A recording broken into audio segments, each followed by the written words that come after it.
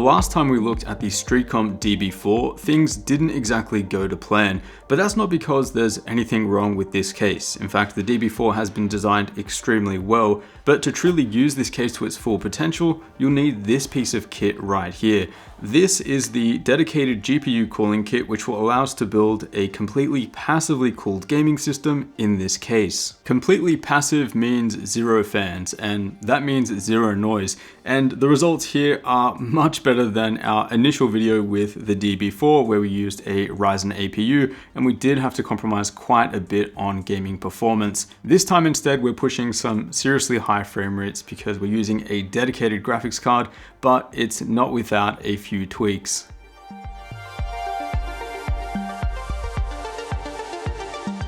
So a quick refresher on this case for those that missed the initial build video and case review.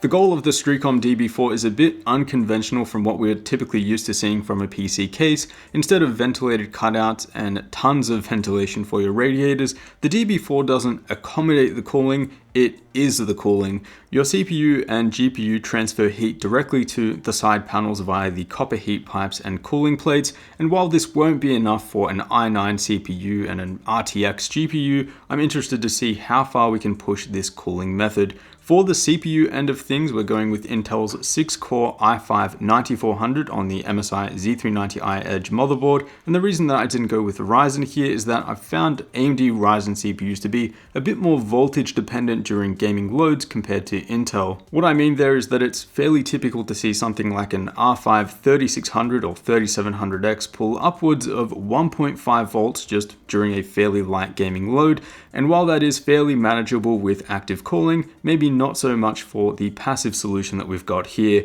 With the i5-9400, we can undervolt that chip to around 1.1 volts and still get it running at its usual boost clock of around 4 GHz. The GPU though, that's where things get really interesting. So in the initial DB4 video, I tried to run this exact GTX 1650 Super with the stock air cooler, and it was an absolute disaster. With the cooling kit though, we're able to cool the GPU directly with one of the side panels, just as we do with the CPU. The GTX 1650 Super is currently one of the best options for a budget GPU. At $159, you're getting a ton of value and some pretty confident gaming performance at 1080p resolution. Especially if you're mostly interested in esports or competitive titles, you could easily see 144 frames per second and beyond just by dropping the quality settings to around medium. So the ultimate goal here is a dead silent gaming system that can play esports titles at very high frame rates. Now, despite this being a fairly low power budget card with a 100 watt TDP,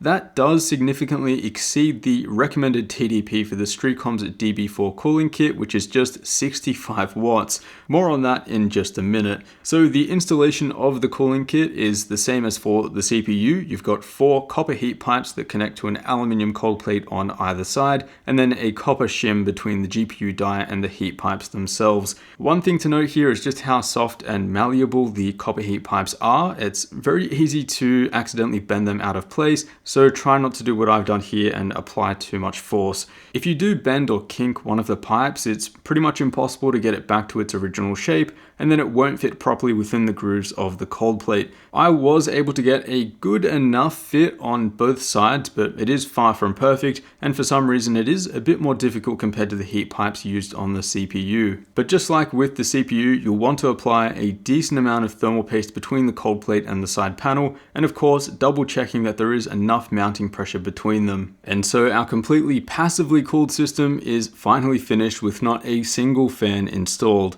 The power supply is also passively cooled. It's the HDPlex 400 watt DC to ATX, plenty for this little system.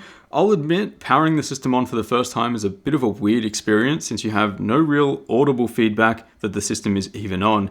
The ultimate question though is, what is the performance like? Well, we've already taken a look at CPU performance, we'll come back to that in just a minute, but looking at our GTX 1650 Super, evidently the 100 watt power draw of the card proves to be a bit too much. The GPU hits 86 degrees C at around the 16-minute mark in Heaven 4.0, at which point it does throttle fairly aggressively as shown by the power draw and GPU frequency. To be honest though, this is kind of what I expected. Plan B is of course to undervolt. So by running the GPU at 1650 MHz and just 775 millivolts, that's around 250 millivolts less than typical, we finally get some promising results. After 30 minutes, the 1650 Super lands at around 77 degrees C, power draw is a lot closer to Streacom's recommended spec of 65 watts, and the most interesting part, we're able to maintain a higher boost clock than before.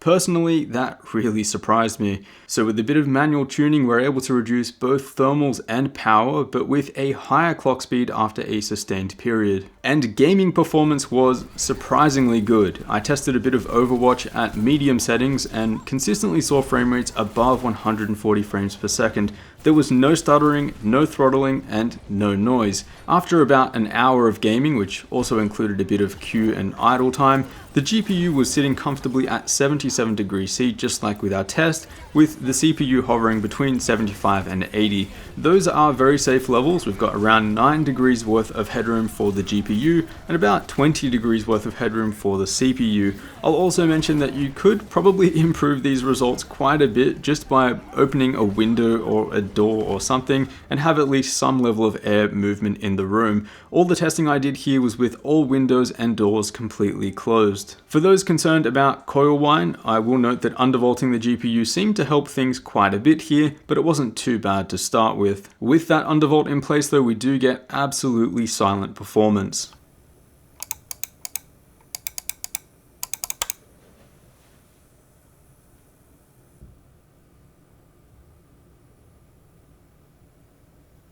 Now, throughout the process of this video, I thought, this is going to be a pretty cool project and, people are going to enjoy it, but no one's actually going to go out and build something like this because you do have to compromise the performance quite a lot. But after using this and gaming on it, I take that back. And I do think that there are people out there who, really like the exterior of the DB4 and really want a completely silent system, not just kind of silent, and actually would build something like this. After gaming on it, it is something that I can actually recommend. Now, obviously for most of us who are primarily focused on gaming performance and getting the most value for your money, this isn't something that we're going to build. But for those of you out there who do really like the look of the DB4, maybe you don't need a ton of performance, maybe you do a bit of esports gaming on the side, and maybe you really value the silent approach of the DB4, then this build is totally doable. Personally, I think this cooling approach is really interesting, and I'd love to see what would happen if you pushed it just a little bit further, added a couple more heat pipes, made the cold plates a bit bigger, and what would happen if you put an RTX 2070 Mini in here? That would be really interesting to see. As always, I would love to hear your thoughts and comments down below. A huge thanks for watching, and I will see you all in the next one.